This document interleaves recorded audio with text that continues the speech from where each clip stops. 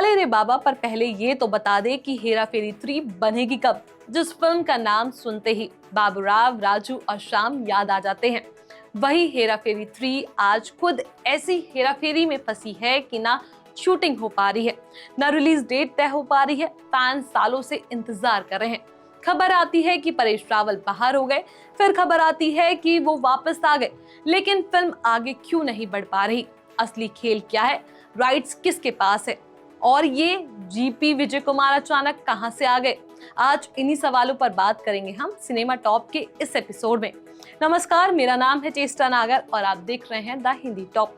हेरा फेरी ये सिर्फ एक फिल्म नहीं, ये एक कल्ट है। साल 2000 में आई पहली फिल्म ने लोगों को इतना हंसाया कि आज भी उसके डायलॉग मीम बनकर घूमते हैं। उसके बाद 2006 में फिर हेरा फेरी आई और वो भी हिट रही। अब तीसरे पार्ट का इंतजार पिछले कई सालों से चल रहा है, लेकिन असली ड्रामा फिल्म के अंदर नहीं, फिल्म के बाहर चल रहा है। जी हाँ, सबसे पहले विवाद तब शुरू हुआ जब खबर आई कि परेश रावल इस प्रोजेक्ट से अलग हो गए हैं। फैंस को लगा कि अगर बाबूराव नहीं होंगे तो मजा अधूरा रहेगा। सोशल मीडिया पर हंगामा मच गया। फिर कुछ समय बाद खबर आई कि परेश रावल वापस जुड़ चुके हैं। अब लगा कि सब कुछ ठीक हो जाएगा, लेकिन नहीं, फिल्म फिर भी आगे नहीं बढ़ी। डायरेक्टर प्रियदर्शन ने हाल ही में एक इंटरव्यू में बताया कि फिल्म फ्रेंचाइजी और म्यूजिक राइट्स के कानूनी पचड़े में फंसी हुई है। यानी मामला सीधा नहीं है, कोर्ट कचहरी का चक्कर चल रहा है और जब तक ये मामला साफ नहीं होगा तब तक शूटिंग करना मुश्किल है। अब सवाल उठता है कि राइट्स वाला मामला है क्या? इस कहानी की जड़ें जाती है 1989 में। उस साल एक मलयालम फिल्म आई थी, रामजी राव स्पीकिंग। उस फिल्म का हिंदी रिमेक थी हेरा फेरी। मलयालम फिल्म को आदित्य फिल्म्स के बैनर तले बनाया गया था। उस बैनर से जुड़े थे फसील, जो मशहूर एक्टर फात फसील के पिता है। जब हेरा फेरी बनी तब हिंदी रिमेक के राइट्स फिरोज नाडियावालिया को दिए गए थे, लेकिन दावा था कि उन्हें सिर्फ पहली फिल्म के रीमेक राइट्स मिले थे, पूरी फ्रेंचाइजी के नहीं। इसके बाद 2006 में फिर हेरा फेरी भी बनी और यहीं से मामला उलझने लगा। कहा जा रहा है कि सीक्वल के राइट्स को लेकर पूरी तरह कानूनी सफाई नहीं थी। अब एंट्री होती है जीपी विजय कुमार की। विजय कुमार आर्ट्स इंटरनेशनल के मैनेजिंग डायरेक्टर है। उनका कहना है कि 2022 में उन्होंने हेरा फेरी फ्रेंचाइजी के सभी अधिकार खरीद लिए थे।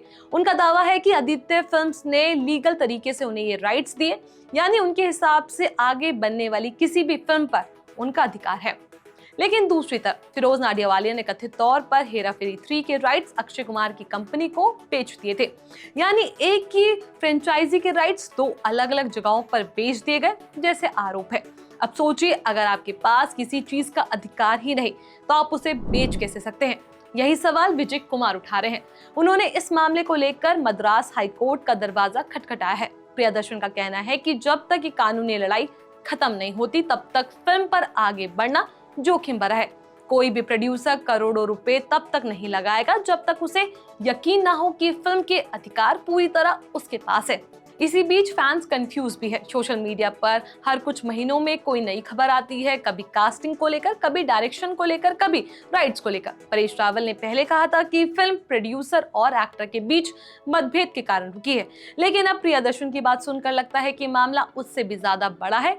ये सिर्फ आपसी अनबन नहीं बल्कि कानूनी उलझन है। और सच कहे तो ये उलझन इतनी पेचीदा है कि आम इंसान को समझने में भी वक्त लग जाए। कोर्ट में तो ये मामला और लंबा चल सकता है। सबसे दिलचस्प बात यह है कि विजय कुमार खुद भी हेरा फेरी 3 बनाना चाहते थे। उन्होंने अक्षय कुमार से कांटेक्ट भी किया था, लेकिन वही उन्हें पता चला कि तीसरा पार्ट तो पहले से ही किसी और के जरिए प्लान हो रहा है। यानी एक ही फिल्म, दो दावेदार और बीच में फंसे फैंस। तो फिलहाल यही कहा जा सकता है कि जब तक कोर्ट का फैसला नहीं आता तब तक शूटिंग शुरू होना मुश्किल है।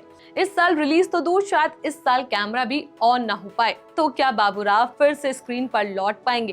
क्या अक्षय कुमार इस प्रोजेक्ट को बचा पाएंगे या फिर ये फिल्म सिर्फ एक अधूरा सपना बनकर रह जाएगी?